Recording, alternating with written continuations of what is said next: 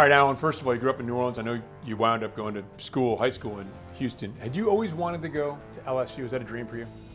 Always was, always was. And, I didn't quite realize it when I was going through the recruiting process because I was that close to going to Alabama. Literally committed to him the day before and was sitting in my room. Had told the LSU coach that was recruiting me, chewed me out. I hang up the phone and I'm in my room. I'm like, man, I just got chewed out.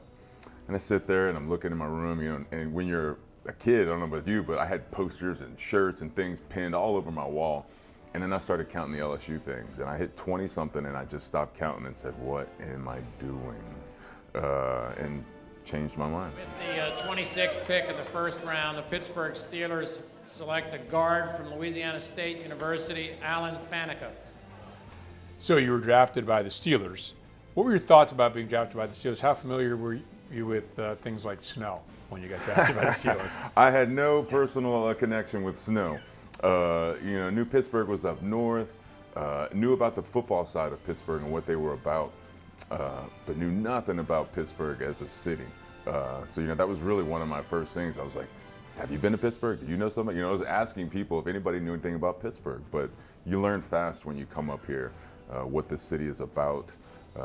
Even before Mr. Rooney sat us down and had a meeting with all the incoming rookies, and just to tell you a little bit about the city. And it's just a great tradition to sit in a meeting with him and hear those things, but just to learn about the city and just kind of see where you're taking your life. Right, all of a sudden somebody calls your name and your life just changed, and it's not your decision, but it's an exciting moment. What was the moment like? And did somebody call you on the phone?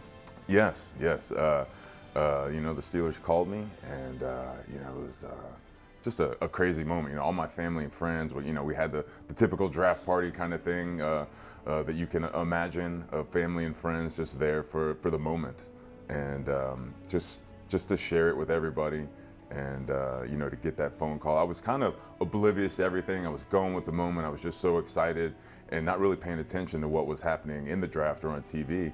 And all of a sudden we hit like pick 20. I was like, whoa, we're at pick 20. What's going on here? And then I started paying a little more attention. And then, next thing you know, I get the phone call. So a quick step back before we move forward. You're one of 3 million Americans that have epilepsy. Was that something I don't know if you ever reflected upon that when you got to the NFL, but was that something you had to overcome along the way? It was. I was diagnosed in high school, and really, back then this is pre-internet, information at your fingertips, right? This is encyclopedia days. So you go sit down with the doc and you find out all this information, and once you get past all of the real questions, how does this affect my life as a human being? Then you get to the what's your passions and how does this affect sports? I loved sports growing up, and football, right? Running around, tackling, putting on helmets, hitting people.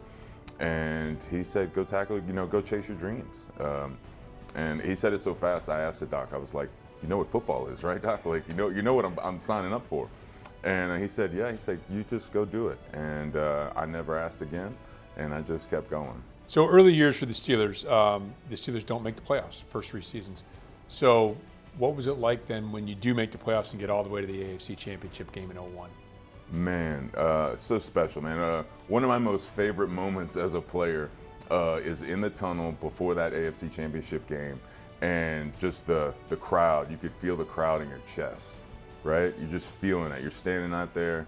They're waiting for you. Normally they call my name and I'm gone. Like, let's go play ball. I'm gone. But I just paused, man. It was just like, and I had a little moment. I was like, this is what I've been waiting for. This is what I'm here to do in the NFL for these games, these moments. You run out the crowd, and our fans are always going crazy, but that day was extra special crazy, right? They know the big games, the big moments, that the towels were in the air, and I was like, this is what I'm here for. Before we get to the Super Bowl that you won, along the way you start collecting all-pro recognition, Pro Bowls. What was that like as a player to get that, that feedback from your peers and from others that you're elite? It's pretty special. You're always chasing, every player's out there. How do I improve my game? How do I get better? You're kind of taking those steps like I was in my early years, right? You're trying to be better than you were yesterday and the week before and the year before.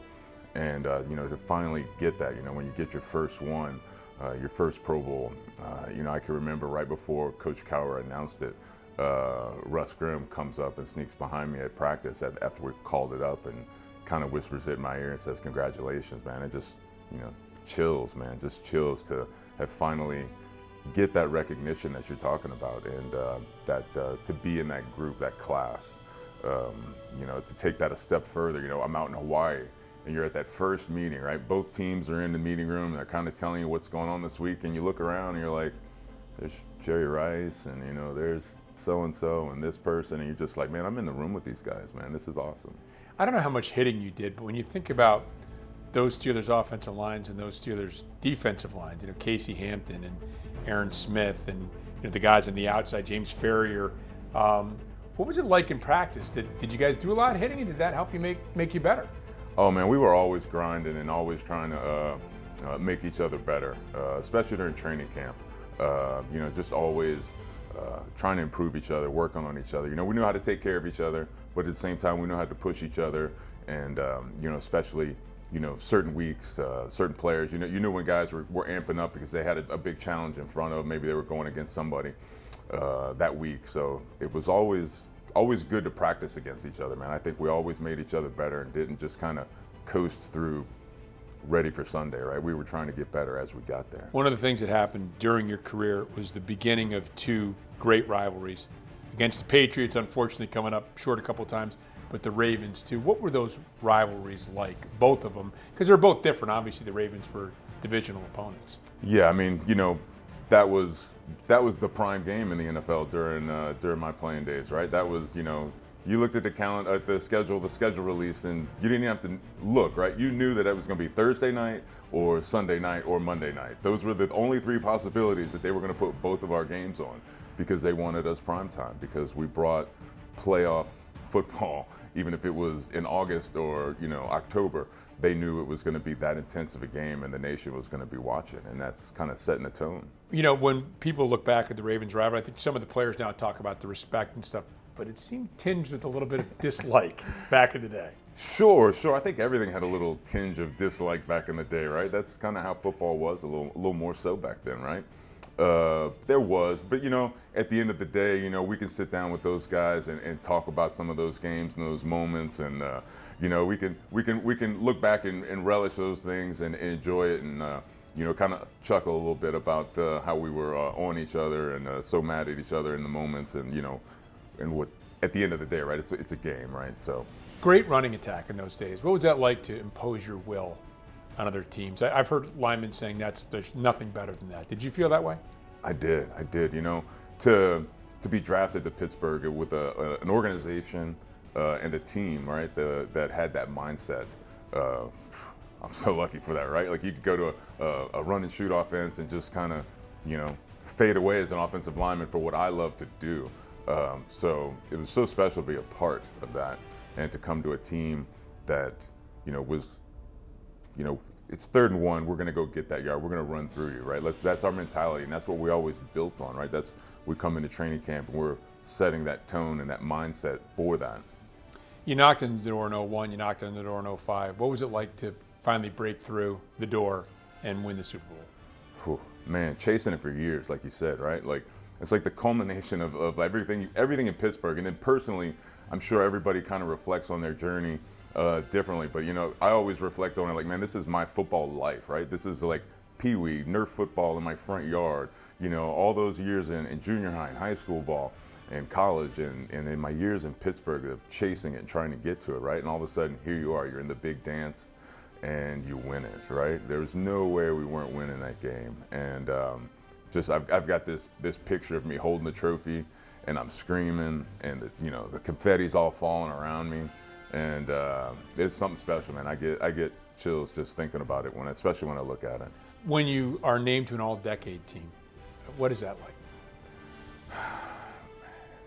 So cool, right? Because you look at those, right? I don't know about everybody, but when you're in football, you kind of look at those. They make those little montage pictures of the guys, and you see the list, and to be in one of those pictures, right? Those little montage pictures of those guys. It's pretty special. You're kind of when you start getting a couple of those Pro Bowls and All Pros, you kind of start chasing those things, and you start pushing yourself a little bit further to be in those kind of places. When you look back at your career, what do you look back at most? Is there any one? I mean, do you sit back with your head on the pillow at night, look up at the ceiling, and think about your teammates, the Super Bowls? What do you think about? Man, I think you think about teammates first, man. I think about the locker room, goofing off in the locker room and having fun with the guys. And so many guys you got a chance to meet and call friends and still call friends. I think about, anytime I walk into a game, I go to a college game or we go to a Pittsburgh game, right? Just to think that you did this for a living, right? There's 80-something thousand people here screaming their heads off, whether they like you or hate you, right? But you got to do it for a career and do it for a living and support your family. And it's just an amazing thing to be able to go out there and do something you're that passionate about and have fun. To me, you should have been a first ballot Hall of Famer. I'm not sure why you weren't. I'm not sure if you know why you weren't. But what was it like to kind of not be a first ballot Hall of Famer? And then what was it like when you got, I assume, a phone call? It was frustrating. It gets frustrating. They do the production show and they bring your family to the Super Bowl and, so you're getting ready, you're waiting for the knock and your kids are running around the room because they know what's happening and, you're getting dressed for the NFL Honors Show. And so it's a little tense. And, you do that a couple years in a row and you get the phone call instead of the knock. It starts to wear on you a little bit. It starts to wear on the kids, I think, and the family even more. It's kind of like they're trying to console me, but I'm trying to console them. And like, let's just move on from this and keep moving forward. It's going to happen when it happens. When I did get the knock. When David Baker came and knocked on my door, but it was at the house. During COVID, so we didn't have to go sit in the hotel room. We were at the house, and it actually kind of surprised me. It was nice. It was special. I was just ready for it. You miss out on the opportunity for a couple of years there, and I think I told David, I was like, let's go. I'm ready. Let's do it. I was just ready to be a part of it. You look great. What was behind the weight loss and the decision to run a marathon too? I always told people, I always told my wife, Julie, I said, when I'm done, I'm going to lose the weight. And if it sticks, it sticks. If it doesn't, it doesn't. I'm going to give it a shot. I probably shouldn't be 325 pounds the rest of my life.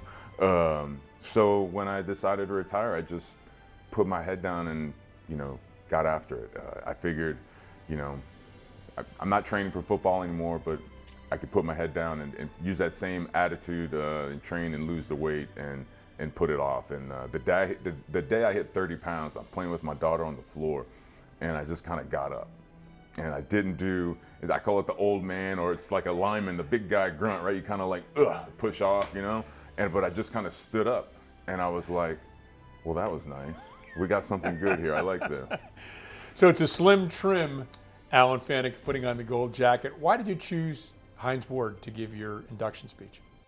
Alan and I will always be tied to the hip. Super Bowl 40. I love him. I love his family. I love what he means to the city of Pittsburgh and how he represents the Pittsburgh Steelers organization. Just so much, man. So much competitive passion and drive between the two of us, being teammates for so long. I've said it a couple times, and I usually get a chuckle out of people when I say it, but there's an offensive lineman and a wide receiver being able to push each other and challenge each other just doesn't sound like it fits, right? It just doesn't fit up, but it does. It does, We had that kind of relationship as teammates, and he was the one. You coached. What was that like? Did you enjoy coaching? I enjoy coaching. It's fun to kind of get down there and find the kids at their level, right? And find what they're working on, what they're in it for. It's a fun game, man. Football gives back so much, builds so much character, and to kind of get down on the ground, grassroots level, and be a part of that, and kind of help a young man grow as a person from beginning to end of a season or their high school career. And as a player, it's a pretty special thing to be a part of as a coach. I'm sure it was pretty special for the players too, and special to catch up with you as well, Alan. Thanks very much. Thanks.